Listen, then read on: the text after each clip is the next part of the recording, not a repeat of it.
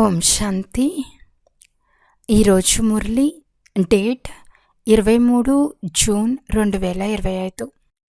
బాబా చెప్తున్నారు, మధురమైన పిల్లలు, మీ మొట్టమొదటి పాఠం నేను ఆత్మను, శరీరం కాదు.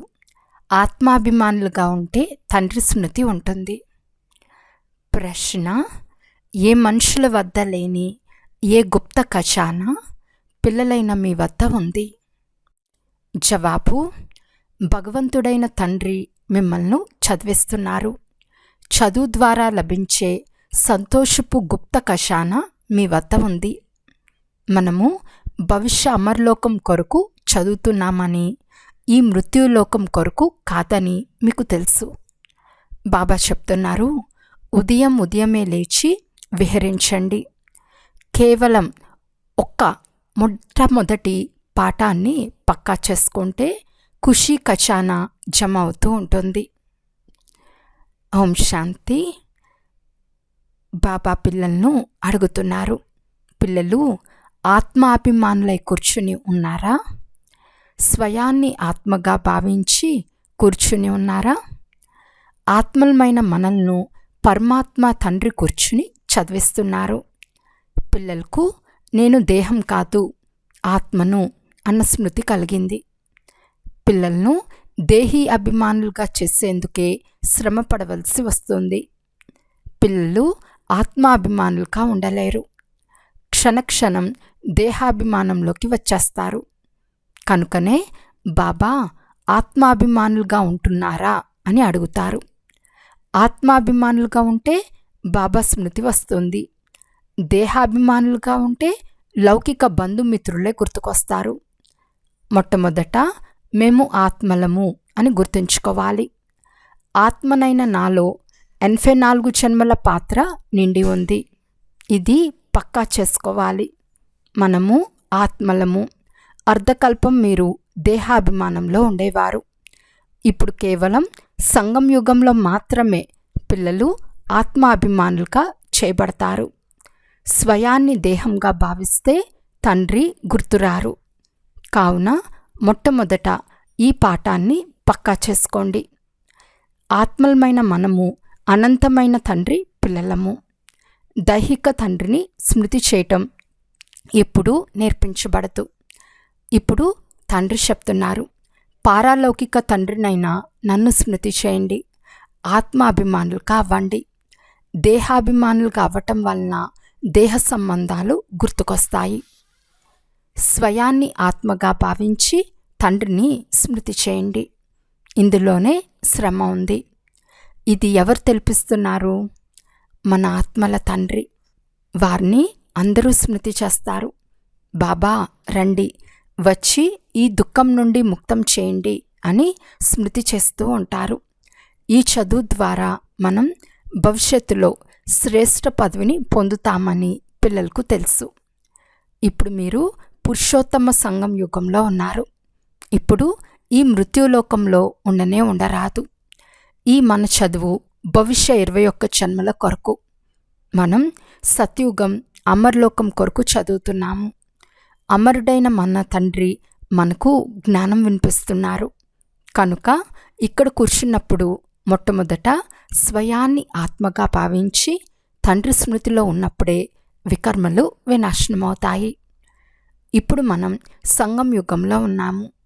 బాబా మనల్ని పురుషోత్తములుగా చేస్తున్నారు. నన్ను స్మృతి చేస్తే మీరు పురుషోత్తములుగా అవుతారని చెప్తున్నారు. మనుషుల నుండి దేవతలుగా చేసేందుకు నేను వచ్చాను. సత్యుగంలో మీరు దేవతలుగా ఉండేవారు. ఇప్పుడు మెట్లు ఎలా దిగుతూ వచ్చామో మీకు తెలుసు. మన ఆత్మలో 84 జన్మల పాత్ర నిండి ఉంది. ఈ విషయము ప్రపంచంలో ఎవరికీ తెలియదు. ఆ భక్తి మార్గం వేరు, ఈ జ్ఞాన మార్గం వేరు. ఏ ఆత్మలనైతే తండ్రి చదివిస్తున్నారో వారికి మాత్రమే తెలుసు, మరెవ్వరికీ తెలియదు. ఇది భవిష్యత్తు కొరకు గుప్త ఖజానా. మీరు అమర్లోకం కొరకు చదువుతున్నారు, ఈ మృత్యులోకం కొరకు కాదు. ఇప్పుడు తండ్రి చెప్తున్నారు, ఉదయమే లేచి విహరించండి. మొట్టమొదటి పాఠాన్ని స్మృతి చేయండి. నేను ఆత్మను, శరీరం కాదు. మా ఆత్మిక తండ్రి మమ్మల్ని చదివిస్తారు. ఈ దుఃఖ ప్రపంచం ఇప్పుడు పరివర్తన అవుతుంది. సత్యుగం సుఖ ప్రపంచం. బుద్ధిలో మొత్తం జ్ఞానమంతా ఉంది. ఇది ఆధ్యాత్మిక జ్ఞానం. తండ్రి జ్ఞానసాగర్లు. వారు ఆత్మిక తండ్రి. వారు ఆత్మలకు తండ్రి. మిగిలిన వారందరూ దేహానికి సంబంధించిన వారు. ఇప్పుడు దేహ సంబంధాలను వదిలి ఒక్కరితోనే సర్వ సంబంధాలు జోడించాలి. నాకు ఒక్కరు తప్ప మరెవ్వరూ లేరని కూడా పాడతారు. మనము ఒక్క తండ్రిని మాత్రమే స్మృతి చేస్తాము. దేహాన్ని కూడా స్మృతి చేయము. ఈ పాత దేహాన్ని వదిలేయాలి. ఈ శరీరాన్ని ఎలా వదలాలనే జ్ఞానం కూడా మీకు లభిస్తుంది. స్మృతి చేస్తూ చేస్తూ శరీరాన్ని వదిలేయాలి. అందుకే బాబా చెప్తున్నారు, ఆత్మాభిమానులుగా అవ్వండి. మీలో మీరే బాగా కంఠస్థం చేయండి. బీజమైన తండ్రిని మరియు వృక్షంను స్మృతి చేయాలి. శాస్త్రాల్లో ఈ కల్పవృక్షం వృత్తాంతం ఉంది. జ్ఞానసాగరులైన తండ్రి మనల్ని చదివిస్తున్నారని కూడా పిల్లలకు తెలుసు. చదివించేవారు ఏ మనుషు మాత్రులు కాదు. చదువునైతే చదవాలి కదా అని దీన్ని పక్కా చేసుకోవాలి. సత్యుగంలో కూడా దేహదారులే చదివిస్తారు. వీరు దేహదారి కాదు. నేను పాత దేహాన్ని ఆధారంగా తీసుకొని మిమ్మల్ని చదివిస్తున్నానని చెప్తున్నారు. కల్పకల్పం నేను మిమ్మల్ని ఇలాగే చదివిస్తాను. మళ్ళీ కల్పం తర్వాత కూడా ఇలాగే చదివిస్తాను. ఇప్పుడు నన్ను స్మృతి చేస్తే మీ వికర్మలు వినాశనమవుతాయి. నేను పతిత పావనుడును. నన్ను మాత్రమే సర్వశక్తివంతుడని అంటారు. కానీ మాయ కూడా తక్కువైందేమీ కాదు. అది కూడా శక్తిశాలియే. ఎక్కడి నుండి పడేసింది? ఇప్పుడు స్మృతి వస్తుంది కదా. 84 జన్మల చక్రానికి మహిమ కూడా ఉంది. ఇది మనుషుల విషయం. చాలామంది జంతువులు ఏమవుతాయని అడుగుతారు. అరే, ఇక్కడ జంతువులు మాటే లేదు. తండ్రి కూడా పిల్లలతోనే మాట్లాడతారు. వెలుపల వారికి తండ్రి గురించి తెలియదు. మరి వారేం మాట్లాడతారు? మేము బాబాను కలవాలనుకుంటున్నామని కొందరు చెప్తారు. కానీ ఏమీ తెలియదు. కూర్చుని విరుద్ధంగా ప్రశ్నిస్తూ ఉంటారు. 7 రోజుల కోర్సు తర్వాత కూడా వీరు మన అనంతమైన తండ్రి అని పూర్తిగా అర్థం చేసుకోరు. ఎవరైతే పాత భక్తులున్నారో, ఎవరైతే చాలా భక్తి చేసి ఉంటారో వారి బుద్ధిలో జ్ఞాన విషయాలన్నీ కూర్చుంటాయి. భక్తి తక్కువగా చేసి ఉంటే బుద్ధిలో జ్ఞానం కూడా తక్కువగా కూర్చుంటుంది. మీరు అందరికంటే పాత భక్తులు. భగవంతుడు భక్తికి ఫలం ఇచ్చేందుకు వస్తారని మహిమ కూడా చేస్తారు. కానీ ఇది ఎవ్వరికీ కొంచెం కూడా తెలియదు. జ్ఞాన మార్గం, భక్తి మార్గం పూర్తిగా వేరువేరుగా ఉంటాయి. పూర్తి ప్రపంచమంతా భక్తి మార్గంలో ఉంది. కోటిలో ఎవరో ఒక్కరు వచ్చి ఈ చదువును చదువుకుంటారు. అర్థం చేయించడం చాలా మధురంగా ఉంటుంది. 84 జన్మల చక్రాన్ని కూడా మనుషులే అర్థం చేసుకుంటారు కదా. ఇంతకుముందు మీకేమీ తెలిసేది కాదు. శివుని గురించి కూడా తెలిసేది కాదు. శివుని మందిరాలు ఎన్ని ఉన్నాయి? శివుణ్ణి పూజిస్తారు, జలాభిషేకం చేస్తారు, శివాయ నమః అని అంటారు. కానీ ఎందుకు పూజిస్తున్నారో కొంచెం కూడా తెలియదు. లక్ష్మీనారాయణలు కూడా ఎందుకు పూజిస్తారో, వారు ఎక్కడికి వెళ్తారో ఏమీ తెలియదు. భారతవాసులకు మాత్రమే తమ పూజ్యుల గురించి పూర్తిగా తెలియదు. క్రైస్తవులకు యేసుక్రీస్తు ఏ సంవత్సరంలో వచ్చి స్థాపించారో తెలుసు. శివబాబా గురించి ఎవరికీ తెలియదు. పతిత పావనులు అని కూడా శివుణ్ణే అంటారు. వారే సర్వశ్రేష్ఠులు కదా. వారికి అందరికంటే ఎక్కువ సేవ చేస్తారు. వారు సర్వుల సద్గతి దాత. మిమ్మల్ని ఎలా చదివిస్తారో చూడండి. వచ్చి మమ్మల్ని పావనంగా చెయ్యండి అని తండ్రిని పిలుస్తారు. మందిరాల్లో ఎంతగా పూజిస్తారు. ఎంతో వైభవం, ఎంతో ఆడంబరం, ఎంతో ఖర్చు చేస్తారు. శ్రీనాథ మందిరంలో, జగన్నాథ్ మందిరంలోకి వెళ్ళి చూడండి, ఇద్దరూ ఒక్కరే. జగన్నాథ్ వద్ద అన్నపు అండాను ఉంచుతారు. శ్రీనాథ్ వద్ద చాలా శ్రేష్టమైన రకరకాల నెయ్యితో చేసిన నైవేద్యాలు పెడతారు. వ్యత్యాసం ఎందుకుంది? కారణం ఉండాలి కదా. శ్రీనాథుని కూడా నల్లగా, జగన్నాథుని కూడా నల్లగా చేసేశారు. కారణమేమో తెలియదు. జగన్నాథ్ అని లక్ష్మీనారాయణను అంటారా, లేక రాధాకృష్ణులను అంటారా? రాధాకృష్ణులకు, లక్ష్మీనారాయణులకు గల సంబంధం ఏమిటో ఎవరికీ తెలియదు. ఇప్పుడు పిల్లలైన మీకు మేము పూజ్య దేవతలుగా ఉండేవారము, తర్వాత పూజారులుగా అయ్యామని తెలిసింది. చక్రంలో తిరిగాము. ఇప్పుడు మళ్ళీ దేవతలుగా అయ్యేందుకు చదువుతున్నాము. ఇదేమీ మనుషులు చదివించరు. భగవాను వాచ, జ్ఞానసాగరులని భగవంతుణ్ణే అంటారు. ఇక్కడ భక్తిసాగర్లు చాలామంది ఉన్నారు. వీరు పతిత పావనులు, జ్ఞానసాగరులైన తండ్రిని స్మృతి చేస్తారు.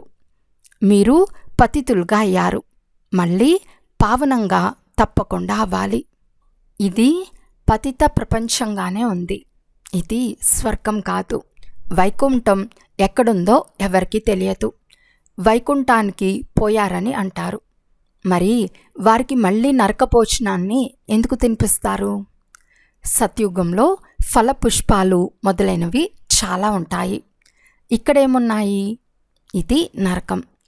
బాబా ద్వారా మేము స్వర్గవాసులుగా అయ్యే పురుషార్థం చేస్తున్నామని మీకు తెలుసు. పతితుల నుండి పావనంగా అవ్వాలి. తండ్రి యుక్తిని తెలియజేశారు. కల్పకల్పం తండ్రి కూడా యుక్తిని తెలియజేశారు. నన్ను స్మృతి చేస్తే వికర్మలు వినాశనం అవుతాయి. ఇప్పుడు మనం పురుషోత్తమ సంగం యుగంలో ఉన్నామని మీకు తెలుసు. మీరు కూడా బాబా మేము 5000 సంవత్సరాల క్రితం ఇలా అయ్యాము అని మీరే చెప్తారు. కల్పకల్పం ఈ అమర్ కథను బాబా ద్వారా వింటామని మీకు తెలుసు. శివబాబాయే అమర్నాథుడు, అంతేగాని ఒక్క పార్వతీకి కూర్చుని కథ వినిపించారని కాదు. అది భక్తి. జ్ఞానము, భక్తిని గురించి మీరు అర్థం చేసుకున్నారు. బ్రాహ్మణులు పగలు, బ్రాహ్మణుల రాత్రి. తండ్రి అర్థం చేస్తున్నారు. మీరు బ్రాహ్మణులు కదా. ఆదిదేవుడు కూడా బ్రాహ్మణుడే, దేవత కాదు. ఆదిదేవుని వద్దకు కూడా వెళ్తారు. దేవీలకు కూడా ఎన్ని పేర్లున్నాయి? మీరు సర్వీస్ చేశారు. భారతదేశం ఏదైతే నిర్వీకారంగా ఉండేదో అది ఇప్పుడు వికారీగా అయిపోయింది. ఇప్పుడు ఇది రావణ రాజ్యం కదా. సంగం యుగంలో పిల్లలైన మీరిప్పుడు పురుషోత్తములుగా అవుతారు.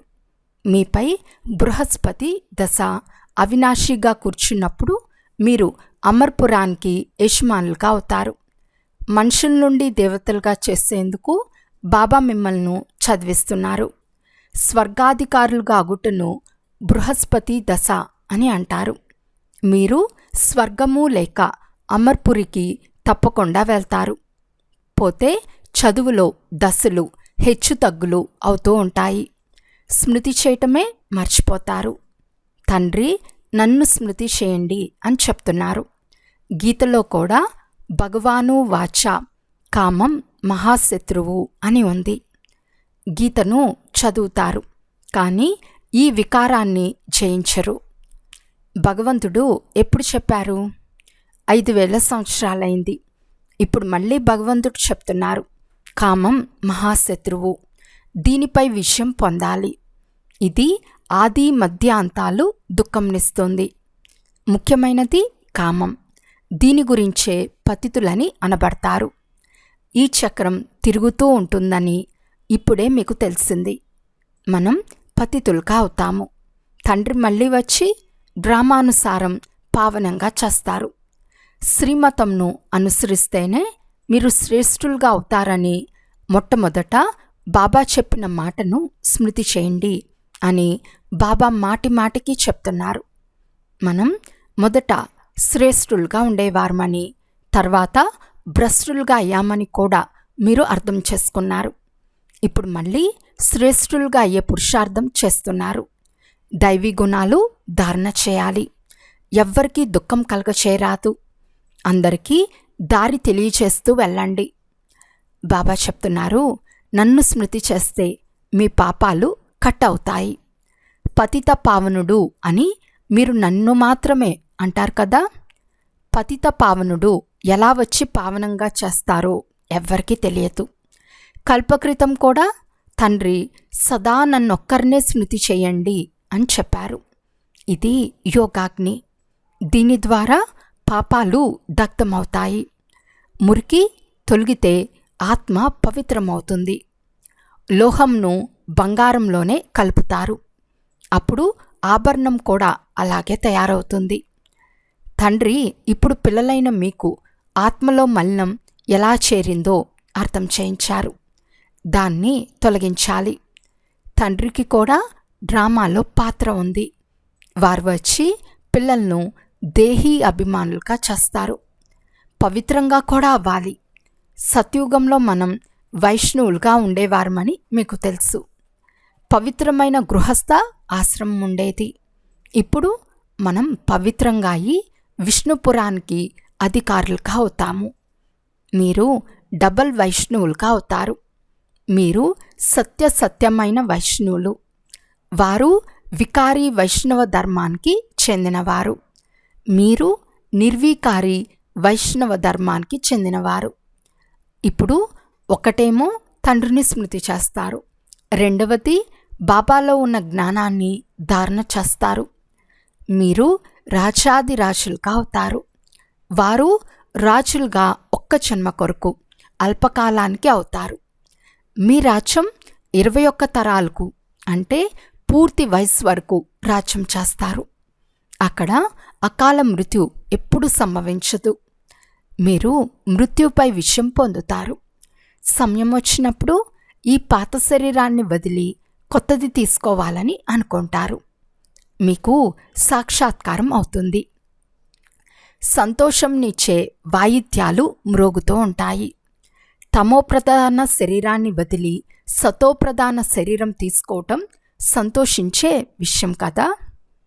అక్కడ 150 సంవత్సరాల సరాసరి వయస్సు ఉంటుంది. ఇక్కడ బోగులుగా ఉన్న కారణంగా అకాల మృత్యువులు సంభవిస్తూ ఉంటాయి. ఏ పిల్లల్లో అయితే యథార్థ యోగం ఉంటుందో యోగబలం వలన వారి సర్వ కర్మేంద్రియాలు వారి వశంలో ఉంటాయి. పూర్తి యోగంలో ఉండుట వలన కర్మేంద్రియాలు శీతలమైపోతాయి. సత్యుగంలో ఏ కర్మేంద్రియాలు మిమ్మల్ని మోసం చేయవు. కర్మేంద్రియాలు వశంలో లేవని ఎప్పుడూ అనరు. మీరు అతి ఉన్నత పదవిని పొందుతారు. దీనినే అవినాశీ బృహస్పతి దశ అని అంటారు. వృక్షపతి మనుష్య సృష్టికి బీజరూపులు. తండ్రి బీజం పైన ఉంటుంది. వారిని పైన స్మృతి చేస్తారు. ఆత్మ తండ్రిని స్మృతి చేస్తుంది. అనంతమైన తండ్రి మనల్ని చదివిస్తున్నారని, వారు ఒక్కసారి మాత్రమే అమర్ కథను వినిపించేందుకు వస్తారని పిల్లలైన మీకు తెలుసు. అమర్ కథ అనండి, సత్యనారాయణ కథ అనండి, ఒక్కటే. ఆ కథ అర్థం కూడా ఎవరికీ తెలియదు. సత్యనారాయణుని కథ ద్వారా నరుని నుండి నారాయణునిగా అవుతారు. అమర్ కథ ద్వారా మీరు అమరులుగా అవుతారు. తండ్రి ప్రతి విషయాన్ని స్పష్టం చేసి అర్థం చేస్తున్నారు. అచ్చా, మధురాతి మధురమైన అపురూపమైన పిల్లలకు మాతాపిత బాప్దాదాల ప్రియ స్మృతులు మరియు గుడ్ మార్నింగ్. ఆత్మీక పిల్లలకు ఆత్మీక తండ్రి నమస్తే. ఆత్మీక తండ్రికి ఆత్మీక పిల్లల యొక్క ప్రియ స్మృతులు మరియు నమస్తే నమస్తే నమస్తే. ధారణ కొరకు ముఖ్య సారము. ఫస్ట్ పాయింట్, యోగ బలంతో మీ సర్వ కర్మేంద్రియాలను వశంలో ఉంచుకోవాలి. ఒక్క వృక్షపతి తండ్రి స్మృతిలోనే ఉండాలి. సత్యమైన వైష్ణవులుగా అనగా పవిత్రంగా అవ్వాలి. సెకండ్ పాయింట్, ఉదయమే లేచి మొదటి పాఠాన్ని పక్కా చేసుకోవాలి. నేను ఆత్మను, శరీరాన్ని కాను. మా ఆత్మిక తండ్రి మమ్మల్ని చదివిస్తున్నారు. ఈ దుఃఖ ప్రపంచం ఇప్పుడు పరివర్తన అవుతుంది. ఇలా బుద్ధిలో పూర్తి జ్ఞానమంతా స్మరణ జరుగుతూ ఉండాలి. వరదానము: ప్రతి ఖజానాను కార్యంలో ఉపయోగించి పదమాల సంపాదన జమ చేసుకునే పదమాపదం భాగ్యశాలి భవ. ప్రతి సెకండు పదమాల సంపాదన జమ చేసుకునే వరదానం డ్రామాలో సంగం సమయానికి లభించి ఉంది. ఇటువంటి వరదానాన్ని స్వయం పట్ల జమ చేసుకోండి మరియు ఇతరులకు దానం చేయండి. అలాగే సంకల్పాల ఖజానాను, జ్ఞాన ఖజానాను, స్థూలధనమనే ఖజానాను కార్యంలో ఉపయోగించి పదమాల సంపాదన జమ చేయండి. ఎందుకంటే ఈ సమయంలో స్థూలధనం కూడా ఈశ్వరార్థం సమర్పణ చేస్తే ఒక్క నయా పైసా, ఒక్క రత్నం సమానమైన విలువ గలదిగా అయిపోతుంది. కనుక ఈ సర్వ ఖజానాలను స్వయం పట్ల లేక సేవ పట్ల కార్యంలో ఉపయోగిస్తే పదమాపదం భాగ్యశాలురుగా అయిపోతారు. స్లోగన్: ఎక్కడైతే హృదయపూర్వక స్నేహం ఉంటుందో అక్కడ సహజంగా అందరి సహయోగం ప్రాప్తిస్తుంది. అవ్యక్త సూచన: ఆత్మీక స్థితిలో ఉండే అభ్యాసం చేయండి, అంతర్ముఖులుగా అవ్వండి. ఇప్పుడు ఎటువంటి పారదర్శకంగా అవ్వాలి అంటే మీ శరీరంలో విరాజమానమై ఉండే ఆత్మ అందరికీ స్పష్టంగా కనిపించాలి. మీ ఆత్మీక స్వరూపం వారికి తమ ఆత్మీక స్వరూపాన్ని సాక్షాత్కారం చేయించాలి. దీనినే అవ్యక్తము లేక ఆత్మిక స్థితి అని అనుభవం చేయించటం అని అంటారు. అచ్చా, ఓం శాంతి.